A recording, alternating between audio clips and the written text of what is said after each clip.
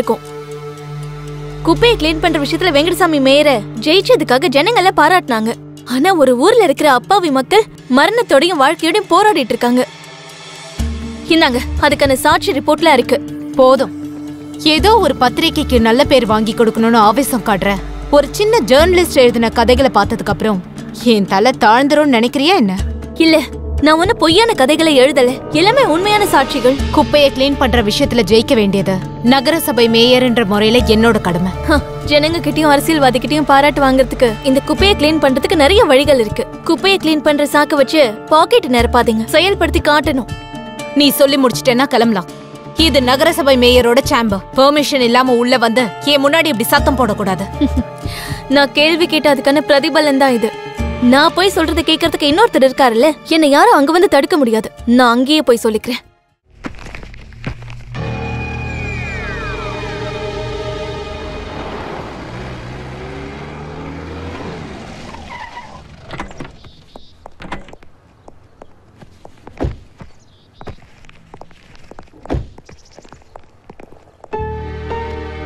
வந்து ரொம்ப நேரம் ஆச்சுமா.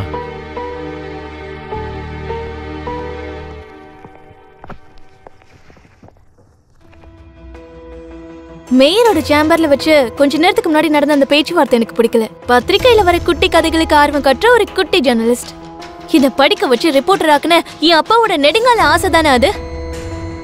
இல்லம்மா, நீ தப்பா புரிஞ்சிட்டு இருக்க. அம்மா மனசுக்குள்ள என்ன இருக்குன்னு புரிஞ்சுக்கிறதுக்கு நீயும் அம்மா ஆகணும்.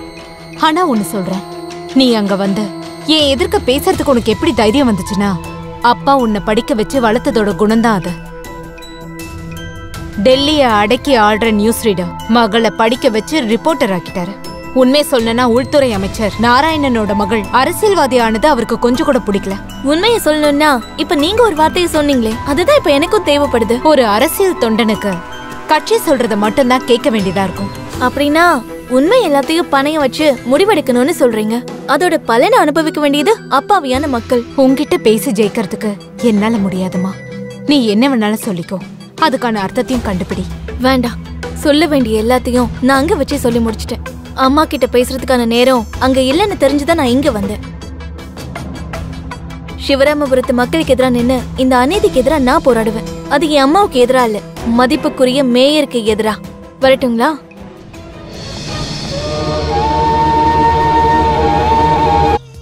ஒரு பட்டிக்காடு தான். என்னன்னு சொல்றது, எனக்கு இங்க ரொம்ப கஷ்டமா இருக்கு. இங்க ரொம்ப ஹீட்டா இருக்கு. அது மட்டும் இல்லாம டஸ்டும். நீங்க எப்படி இருக்கீங்க? நான் அப்புறம் கூப்பிடுறேன்.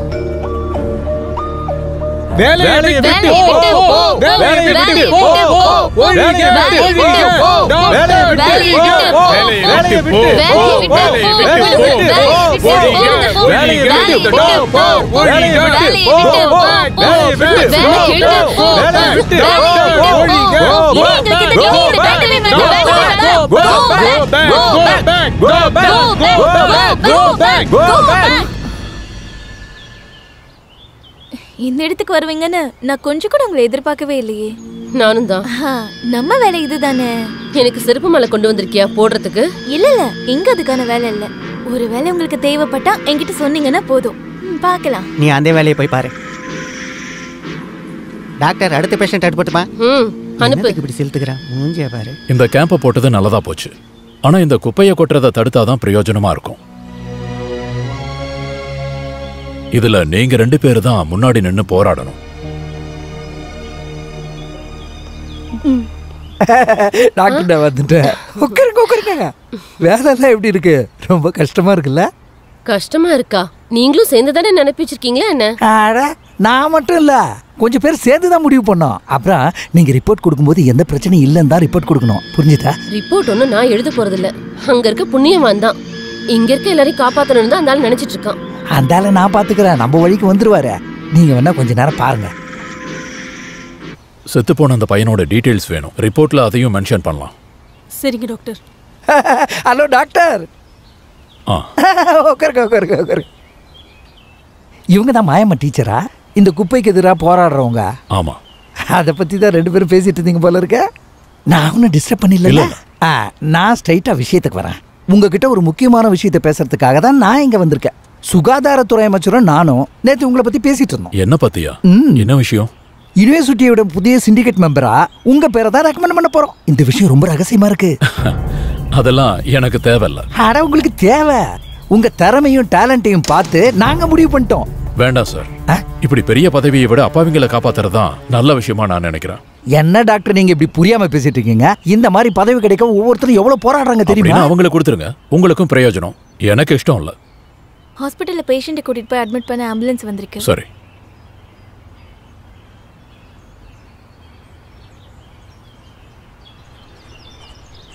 இதையும் கொடுத்துருங்க. Thank you doctor. நீங்க என்கிட்ட எதுக்கு சொன்னீங்கன்னு இப்பதான் எனக்கு புரியுது. என்ன? அது முடியாதவங்களுக்கு ட்ரீட்மெண்ட் கொடுக்கும்போது இந்த மாதிரி ஃபிகருங்களெல்லாம் உஷார் பண்ணிக்கலாம்ல. இந்த மாதிரி விஷயங்கள்ல நீங்க கொஞ்சம் கலகலக்கலான்றதுல கொஞ்சம் சந்தேகமா இருக்குது. மாயம்மா டீச்சரு, மேயருடைய மக, அப்புறம் இங்க சில ஐயோ சார், மெதுவா. யாராவது கேட்டாங்கன்னா அப்படின்னா ஏதோ உங்க மனசுல இருக்கு. பாத்துருங்க, பத்திரிக்காருக்கு தெரிஞ்சா உங்களுக்கு தான் அசிங்கமாயிடும். மெடிக்கல் கேம்ப்ல சுய இன்பம் அப்படின்னு தலைப்பு செய்தியா போட்டுருவாங்க. சார், நீங்க சொன்ன அந்த சிண்டிகேட் மெம்பர் போஸ்ட் இருக்குல்ல, அதுல எனக்கு இஷ்டம் இல்லாமலாம் இல்ல. உண்மையா தான் சொல்றீங்களா?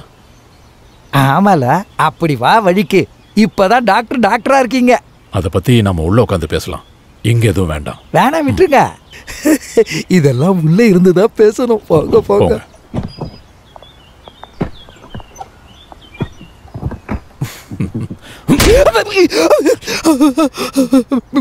வெளியே தெரிய வேணாம். மெடிக்கல் கேம்போடைய டாக்டர் என்னையே அடிச்சிட்டாருன்னா உங்களுக்கு தான். மெடிக்கல் கேம்பில் பயங்கர சண்டை அப்படின்னு பேப்பர்ல வரும். போலாமா? வாங்க. நம்ம உள்ள பேசின வரையே இருக்கட்டும். கெஸ்ட் ஹவுஸ்ல எனக்கு ஒரு மீட்டிங் இருக்கு. டைம் தான் சரியா ஞாபகத்துக்கு வரல. உள்ள போனதுக்கு அப்புறம் தான் ஞாபகம் வந்தது. அப்ப நான் வரட்டுமா? இதெல்லாம் நீங்க மந்திரி கிட்ட சொல்ல போறீங்கன்னு கேள்விப்பட்டேன். என் குடும்ப நிலைமையை பத்தி கொஞ்சம் எழுதுறீங்களா டாக்டர்? பாட்டிமா, இதெல்லாம் டாக்டரால எழுத முடியாது பாட்டி. இங்க இருக்கிறவங்களோட வியாதி பத்தி தான் அவரால் எழுத முடியும். அந்த குப்பை கொட்டுற இடத்துக்கு பக்கத்துல தான் அம்மாவோட வீடு இருக்கு. அத பத்தி தான் பொல்யூஷன் கண்ட்ரோல் போர்டுல ஒரு கம்ப்ளைண்ட் கொடுக்கணும். அங்கேயும் சில பிரச்சனைகள் கண்டிப்பா இருக்கும். அதுக்காக கொடுக்காம இருக்க கூடாது. நான் உங்ககிட்ட சொல்லியிருக்கேன்ல. ஆமா, மாயக்காவை கூட்டிட்டு நான் இன்னைக்கு போறேன். சரி. போ சங்கர், போ. சீக்கிரம் போ. போன்னு சொல்றேன்ல. என்ன சங்கு? சங்குவால எதுவும் பேச முடியாதுல்ல. என்னடா மாயக்கா, சங்கர் என்ன சொன்னார்னா, டாக்டர் எல்லாரையும் குணப்படுத்துறாருல, அதே மாதிரி இவரையும் பண்ணணுமா. இவருக்கு என்ன பிரச்சனை இருக்கு? இவரால பேச முடியாது.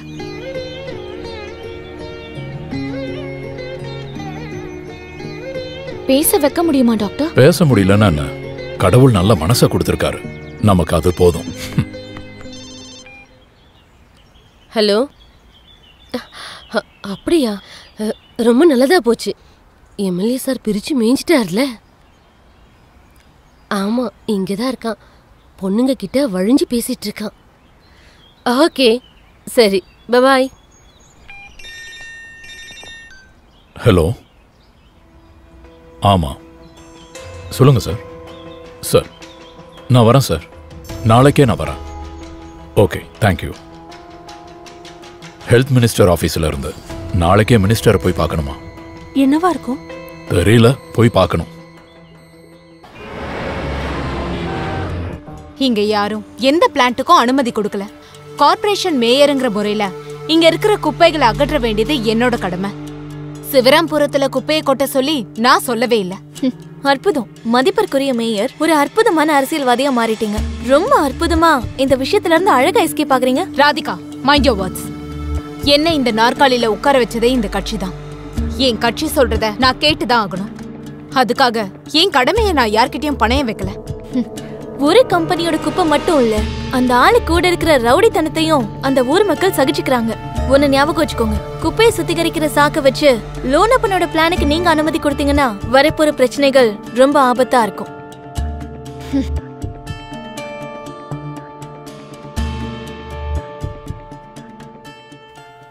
எங்கேயா செக்யூரிட்டி? உங்க மேயரு மீட்டிங் முடியறதுக்குள்ள வந்துருவாளா? இப்போ வந்துருவாங்க sir. On the way. Good morning sir. Good morning. Good morning. Sorry, traffic ஜாம்னால லேட் ஆயிடுச்சு. நாங்க வெயிட் பண்ணிட்டு தான் இருக்கோம். சரி, ஆரம்பிப்போம்.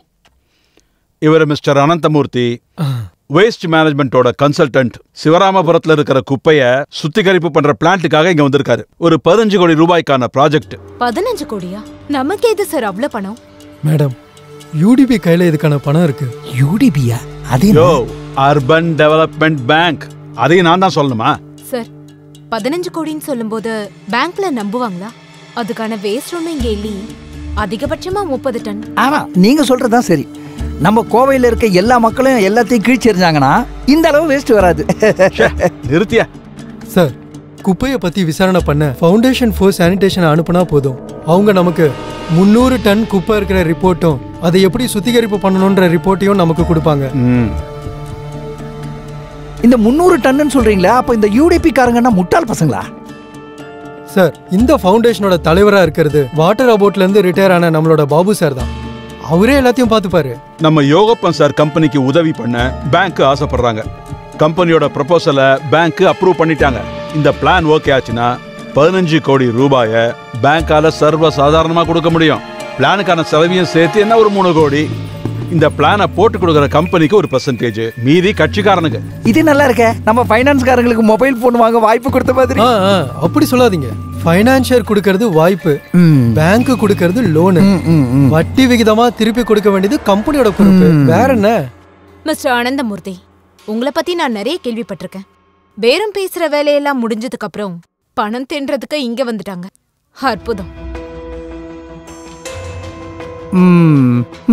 3 கோடிக்கான திட்டம் போட்டு 15 கோடி ரூபாய் செலவு பண்ணி மக்களோட மண்ணு இடத்தெல்லாம் நாசமாக்கிட்டு இப்ப நல்லவர் நாடகம் போடுறீங்க. உங்ககிட்ட ஒண்ணு கேட்கவா? இந்த இந்திய ஜனநாயகத்துல உங்க கம்பெனி ஆரம்பிச்ச 18 ப்ராஜெக்ட்ல 14க்கு பூட்டு போட்டாச்சு. மீதி இருக்க நாளையும் பூட்டிடுவாங்க. மேயர், பணக்காரங்க போடுற குப்பைய ஏழைங்க சுமக்க கூடாதுன்னா சொல்லக்கூடாது. குப்பை எல்லாத்தையும் அவங்க வீட்டுக்குள்ளேயே சுத்தம் பண்ணணும்னு இந்த ஸ்கீமை விட்டு கவர்மெண்டால விலகவும் முடியாது. இது கவர்மெண்டோட பொறுப்பு. கட்சி முடிவெடுத்துட்டாங்க. கட்சி கண்டிப்பா இதை நடத்தும், அதுல மாற்றம் இல்லை. அதனால அந்த யோகப்பனோட கம்பெனி ப்ரொபோசலை அப்ரூவ் பண்ணுங்க. டெண்டர் கொடுத்தாலும் அது நடக்காது சார். வேணும்னா நீங்களே அதை நடத்திக்கோங்க. அந்த சிவராமபுரத்தை நீங்க எல்லாரும் சேர்ந்து நாசமாக்கணும்னு நினைச்சீங்கன்னா கட்சியை எதிர்த்து நானும் பல விஷயங்கள் பண்ண வேண்டியது இருக்கும்.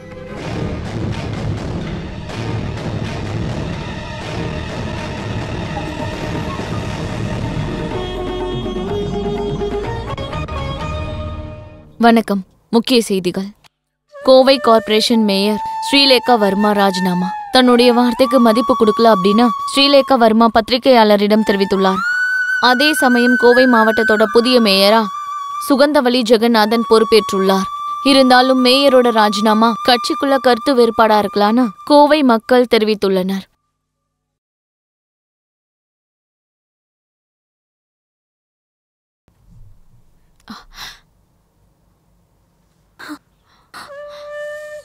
அம்மா, என்ன நீங்க தோக்கடிச்சிட்டீங்கல்ல? இல்லம்மா, அம்மா தான் தோத்து போயிட்டேன். நீதிக்காக என் பொண்ணு போராடும் போது அநீதிக்காக கூட்டு நிக்க இந்த அம்மாவால முடியல. எதையாவது ஒண்ணு இழந்தாதான் நமக்கு இன்னொன்னு கிடைக்கும். அம்மான்னு நீ கூப்பிட்ட இந்த வார்த்தை அம்மா இழந்த எல்லாத்தையும் விட ரொம்ப சக்தி வாய்ந்தது. இதுக்கப்புறம் நான் என் பொண்ணு எப்பவும் எழுந்துடக்கூடாது. அம்மா,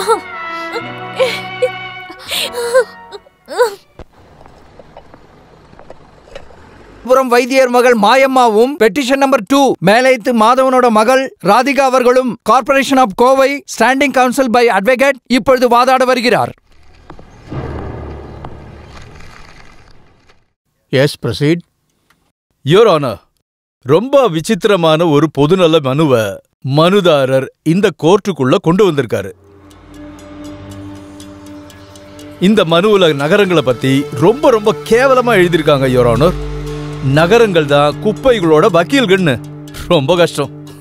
ஒரு மாநிலத்தோட வளர்ச்சிக்கு பெரும் பங்காற்றுவது நகரங்கள் தான் நம்ம எல்லாருக்குமே தெரியும். எஸ், நம்ம நகரங்கள் தான் நம்ம நாட்டுல கோடிக்கணக்கான பிசினஸ் பண்றதுக்கும் விவசாயம் பண்றதுக்கும் உதவுது.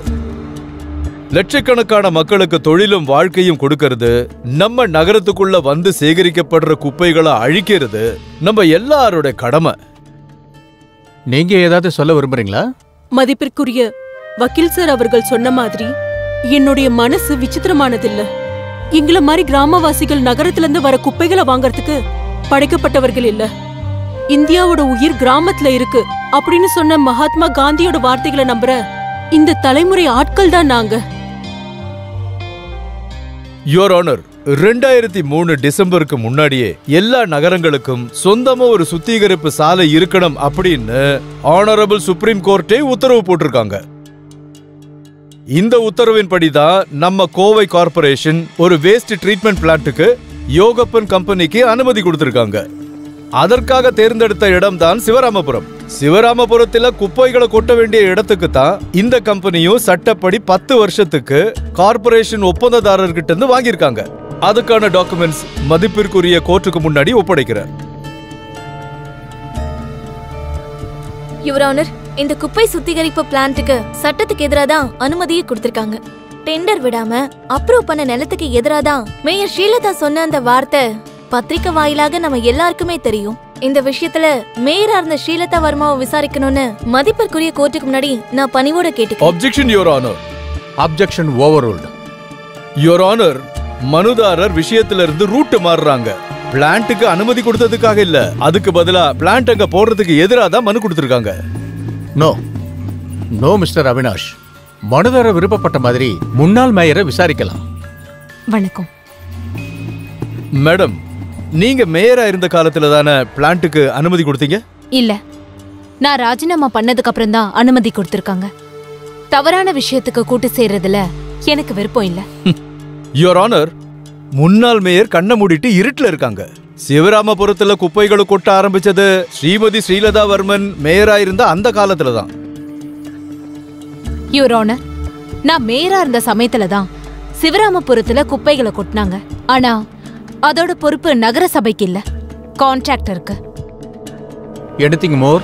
யுவர் ஆனர், இதுல இருந்து ஒண்ணு தெளிவா இருக்கு. சிவராமபுரத்துல அறிவியல் பூர்வமா குப்பையை சரி பண்ணணும்னு அவங்க நினைச்சிருக்காங்க. அதை மறைச்சு இவங்க வேற ஏதோ தந்திரங்கள் எல்லாம் பண்ணிருக்காங்க. Objection your honour. Yes proceed. அறிவியல் பூர்வமா பார்த்து தான் சிவராமபுரத்துல குப்பைகளை கொட்டியிருக்கோம். குப்பைகளை கொட்டினதுக்கு அப்புறமா அதை எரிக்கலான்னு பிளான் பண்ணிருக்கோம். சரிதாங்க, ஆனா எரிஞ்சது குப்பைகள் அல்ல, எங்க ஊர்ல இருந்து சில அப்பாவிகளோட உயிர். நெருப்புல எரிஞ்ச அந்த ரத்த பூமிகளுக்கு இடையே எத்தனையோ உயிர்கள் தான் புதைக்கப்பட்டது. அந்த கூட்டத்துல பேச முடியாம சத்தம் போட்டு அழக்கூட தெரியாத என்னோட ஒரே ஒரு தம்பி சங்கரும் தீயில எரிஞ்சிட்டான்.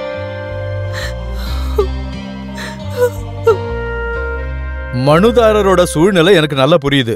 ஆனா இதுக்கு முன்னாடி நான் ஏற்கனவே சொன்ன மாதிரி நாங்க சொல்ல வந்த விஷயத்தை அவங்க புரிஞ்சிக்கவே இல்ல. நவீன தொழில்நுட்பங்களை நாங்க பயன்படுத்தி குப்பைகளை கொண்டு போய் கொட்டுற அந்த கான்ட்ராக்ட் காரங்களுக்கும் கிராமத்துல இருக்கிற ஜனங்களுக்கு ரொம்ப யூஸ்ஃபுல்லா இருக்கிற விதத்துல ஒரு குப்பையை சுத்திகரிக்கிற ஆலயத்தான் இந்த பிளான்ட்ல பிளான் பண்ணிருக்கோம்.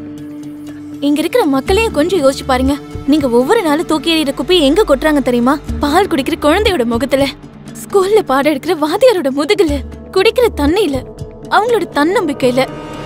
யுவர் ஆனர், எங்க வாழ்க்கையோட கடைசி கட்டத்துக்கு எதிரா மதிப்பிற்குரிய இந்த கோர்ட்டும் கண்ணை மூடிட்டா நகரங்கள்ல இருந்து வர அந்த அழுக்குகளை கிராமங்களுக்கு ஒவ்வொரு நிமிஷமும் வர குப்பைகளை மாதிரி எங்களோட வாழ்க்கைகள் சாக்கடையில இருக்கிற புழுக்களை விட மோசமா இருக்கும். இது ஒரு பெருமைன்னு சொல்லிக்கிட்டு இந்த குப்பைகளை எல்லாமே கொண்டு வந்து கொட்டின 2-3 மாசங்களே எங்க கிராமத்துல கொலை குற்றங்களும் கற்பழிப்பு கேசுகளும் பலதரப்பட்ட வியாதிகளும் துரதிருஷ்டவசமா எங்களுக்கு பரிசா கிடைச்சிருக்கு.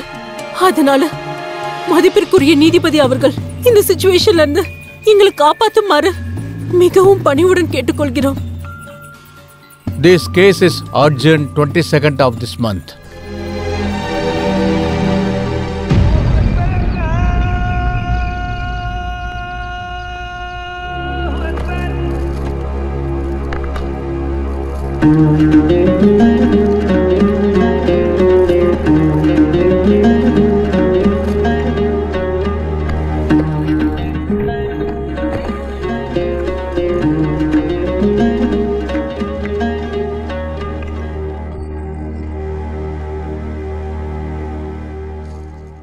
என்னங்க, ஏன் ரொம்ப அமைதியா இருக்கீங்க?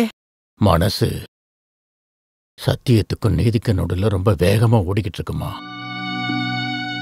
இன்னைக்கு ஒரு முக்கியமான கேஸுக்கு தீர்ப்பு சொல்ல வேண்டிய நாள். என்ன கேஸுங்க? சூனியக்கார வழக்கு. சூனியக்கார வழக்கா?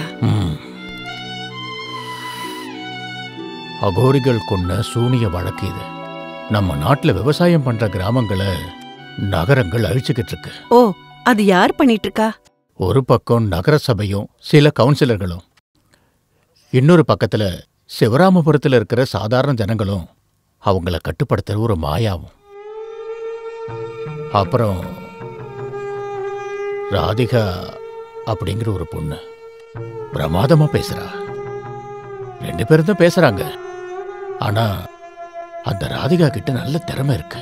நான் இதை எதிர்பார்க்கவே இல்லை. என்னங்க அந்த பொண்ணை மட்டும் அப்படி சொல்றீங்க? நம்ம பொண்ணோட வயசுதாமா இருக்கும். எல்லாருமே சின்ன பசங்க தான். அதே உருவம், அதே பக்குவம். நமக்கு தான் கொடுத்து வைக்கல. நல்லதும் கெட்டதும் கலந்துதான வாழ்க்கை. ஒவ்வொருத்தரோட வாழ்க்கைக்கு பின்னாலும் நாம நினைக்கலனாலும் அல்லாவோட ஆசீர்வாதம் எப்பவுமே இருக்கும்.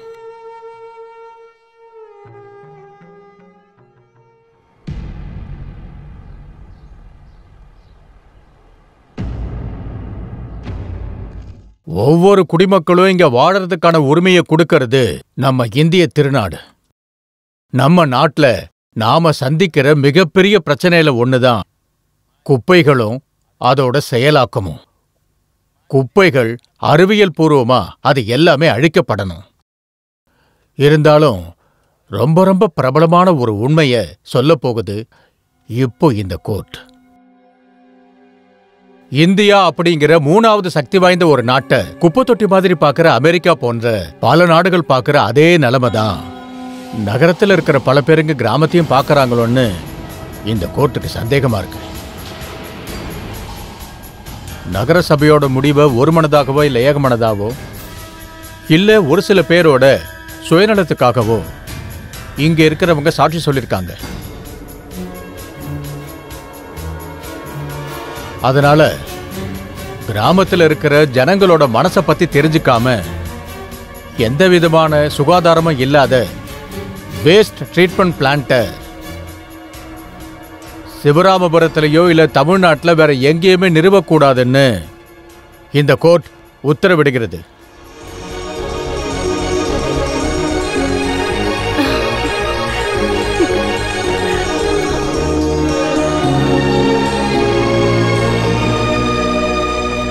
எஸ்கியூஸ் மீ மேடம், இந்த தீர்ப்பை நீங்க எதிர்பார்த்தீங்களா? ஆமா, சட்டத்தை கொஞ்சம் கூட மதிக்காம மனுஷங்க இருக்கிற இந்த காலகட்டத்துல சாதாரணமா இருக்கிற மக்கள் நம்பி வர ஒரே விஷயம் இந்தியன் ஜுடிஷியரி தான். நிச்சயம் அது மேல எங்களுக்கு நம்பிக்கை இருக்கு. இதே மாதிரி வேற பிரச்சனைக்கு நீங்க வாதாடுவீங்களா? கண்டிப்பா.